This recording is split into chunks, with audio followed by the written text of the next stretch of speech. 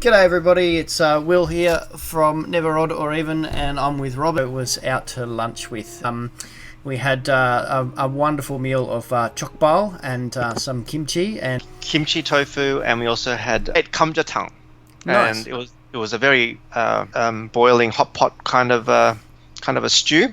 Yep. And it had pork in there with some potatoes, and I thought it was pretty good. Yep, awesome. So if you want to check that out, you can see that video on the Facebook page, Odd Rev, Never Odd or Even, or you can hear a report on that on Work Experience Podcast with Braden French, who was also there. So there's a bit of a cross-promotion happening as well. It's been a little while, to be honest, since Robin and I have sat down with this game, so we had to spend a little bit of time reorienting ourselves. But Yes. At the moment, we're looking at Robin's map. And Robin, looks like you've got a bit of action happening there. You want to tell us a little bit about what's happening in your part of the world? Sure. So for our regular viewers, you will have seen in our previous episode that we have just met the Persians, and we've also just encountered some barbarians. Now, if you look just north to my main city, there is a barbarian horseman who is in range of attack of my slinger. So I've got to deal with that. And then I also set up a city last turn, I believe. And south of my cities, there's a barbarian encampment that's across the river. And I have an injured warrior group that's there with a scout to their west. So I've got to deal with that as well. So there's a few things going on. Yeah, that's pretty tricky, that is. But it looks like it's going to be a bit of an exciting time. And look, congratulations on Sarpsborg, your second city. It looks pretty specky there on that breathtaking peninsula. It is on the water, and as Vikings, they are known for their sea vessels. So I'm looking to expand into the sea shortly once I deal with these barbarian invaders. All right, so go ahead, deal with them. You're going to deal with the north or the south issue first? Well, I don't think I have enough troops down south to deal with that encampment, so I'm going to deal with this northern group. So I think I'm just trying to work out. I've got some warriors, so I'm going to bring some warriors up. I've got a builder here. I've got a slinger, which I can also bring in. Oh, okay. I've got a few possibilities, don't I? Yes, you've got quite an army. I've got quite an army here, so I've got to try to work out what to best do. Well, I think what I'm going to do is start moving some troops first of all. So move here. Yep. Oh, bugger. I can't actually attack. That's because you moved into the mountains, so it costs you 2 movement points. So you've got to be careful with mountains and see how that goes.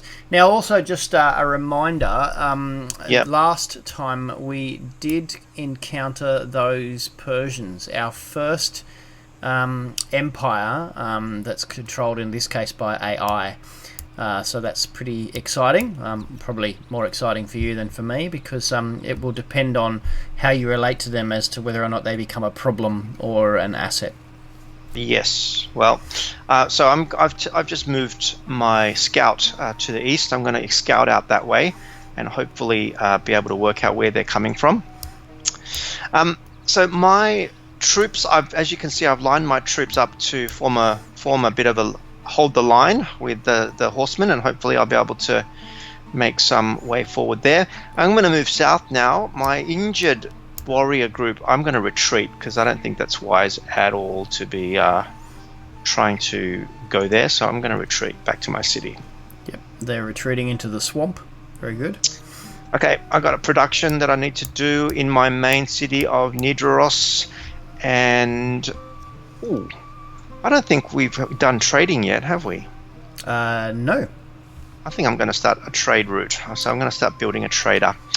That means it is my turn complete. Okay, now, so I have a unit that needs orders, so I'll just click on that. If you're ever unsure, you can always click on unit needs orders. It will show you where the unit is and what it's up to.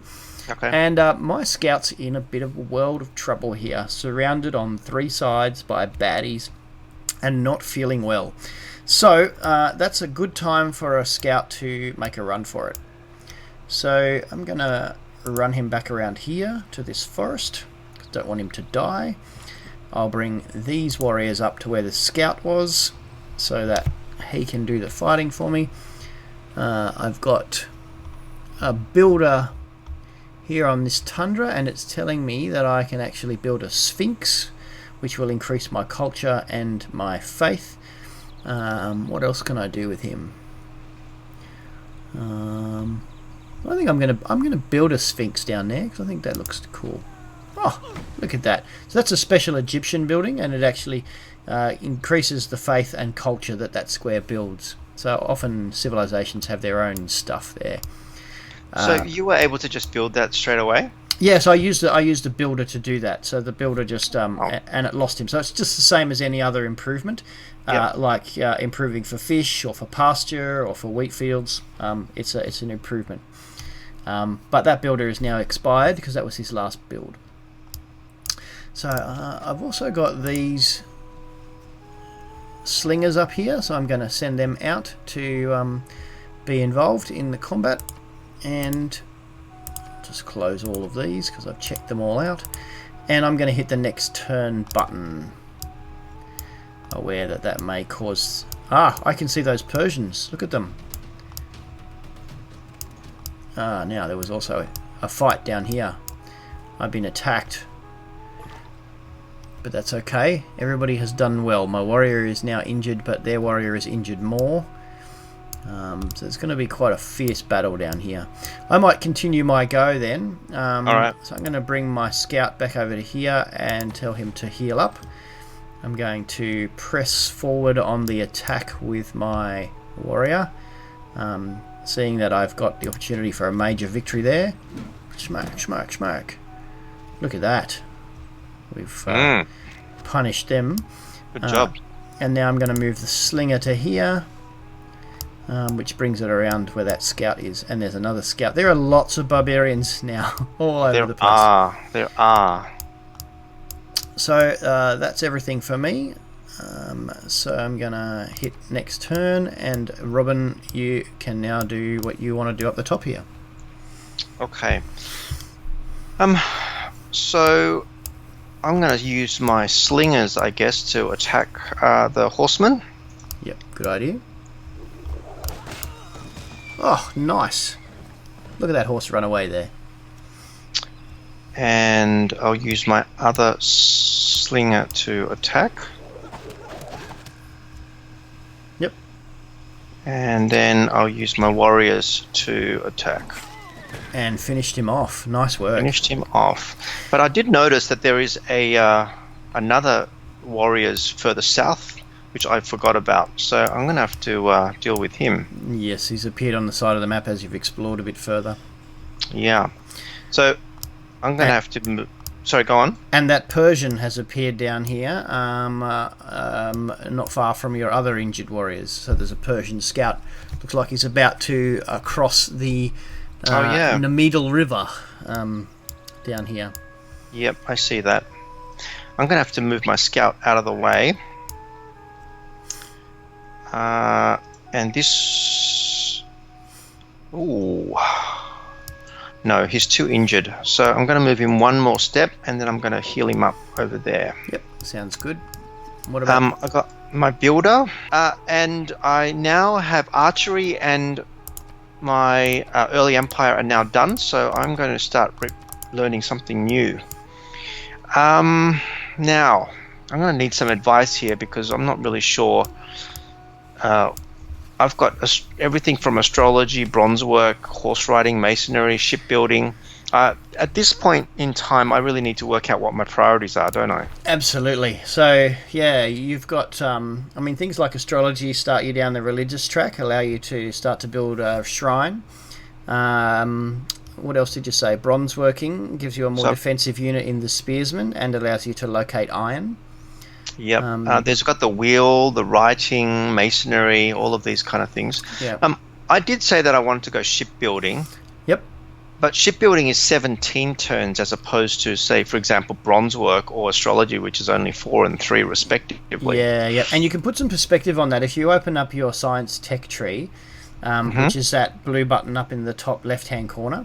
Yes. If you scroll along, you'll see that shipbuilding is a long way into the tree. Oh, yeah. Okay. So that's All why right. it's more expensive, because you're jumping over a whole bunch of stuff like celestial navigation, currency, horseback riding. So it's okay to do that if you really want to do that. But you'll also notice that in shipbuilding, you get a boost if you own 2 galleys. So you're probably better Right. off to work on something lesser and build a couple of galleys. Okay. So you've finished archery, haven't you? Yeah. So I might end up, because I still want to go militaristic, I might end up doing bronze work. Yep, that sounds good. All right. So I will choose bronze work, which is only 4 turns. Now I need to choose a new civic, and I will choose state workforce. Okay. And it asks me to appoint a governor. So if you click on Appoint a Governor, it will open a page where there are a whole bunch of governors there. Victor, Amani, Moksha, Magnus, Liang, Yes. Pingala, and Reina. All right. And I think I did go through this because I got to Governor before you did. So they all have different abilities depending on what it is. And the trick to that is looking at their title: the Castellan, the Diplomat, the Cardinal, the Steward, the Surveyor, the Educator, and the Financier. So they provide you with a different advantage depending on which one you pick. I went with Victor the Castellan because I was going to be in a fight, and much of his stuff is actually around enhancing my ability to defend myself. That might be a good idea for you to go for I as well. think I'm going to do that, and I've assigned him to my Nidaros city. Excellent. Yep. So I can now see that you have a face with a question mark. When I mouse over it at Nidaros, it says, "Our intelligence indicates a governor in this city, but could not determine who or whether they are established." So, so that's what it looks like from my perspective. Okay. All right. So is that else? What else do you need to do this turn, Robin? So that's pretty much it for me. Okay. I've got a fight happening down the bottom here, but I have won. They've attacked me with lesser odds and been destroyed, which is good. But my warrior is looking like it's in a bit of trouble. It is indeed looking like it's a bit of trouble. So I'm going to retreat that warrior back a step into the mountains, into the hills. I'm going to bring my slinger forward by 1 and another. And my scout is healing, so that's all that. I've now also developed archery, so I'm going to choose a new resource, and I'm going to go for mining because I don't have mining yet. Okay. I also get to choose a civic, so I'm going to choose state workforce as my civic. So that brings my turn to an end, and I will click on next turn. So it's now your go. What are you going to do, Robin? Okay, this warrior, this barbarian warrior is causing me all kinds of grief. I'm going to have to move my builder and my scout out of the way, otherwise I'm potentially going to be in trouble. So I'm going to be moving my builder away. I'm going to be moving my scout away. I'm going to be bringing my slinger down, my other slinger down, my warrior down, and my warriors to protect. I've got a trader now, which is pretty cool. So have you used a trader before? No. So if you click on the trader, you'll be able to establish a trade route. Okay. There really is only one, which is my own city. That's correct. Second city. There are no other cities in range at this point in time, but the good thing about establishing a trade route between 2 of your cities is that now in Civilization 6, traders automatically lay down roads when they travel between one city and another. Right. So in the earlier games of Civ, we used to have to build all our roads using builders and workers. Now, traders lay down roads as they move from one city to another. Done. So I've started that route. Yep, and you can see the little road there. I'm just mousing over it now, nice and zooming in. See that little road there starting to come out from your city to where the back of your trader is. As he goes, Yep. he lays down a road. Okay, that's Good. great. All right. All right. So that's all good. And I'm going to heal my warrior next to my city of Sarpsborg. Yep. I now can choose another production. And I could choose a Temple of Artemis. Ooh. Or I could choose to make a Viking longship. I think a temple might be really good. What do you reckon? Now, the Viking longship is your version of the galley. It's actually a special superior a unit that only the Vikings get. And potentially it was in your plan to build 2 of those so that you would have a better chance at building shipbuilding. Okay. But, you know, right. If you want to build the Temple of Artemis, you can go No. So that's all right. The galley, the Viking longship is now, and that'll take 2 turns for that to happen. Yep. That is my turn. So I'm going to now hit next turn.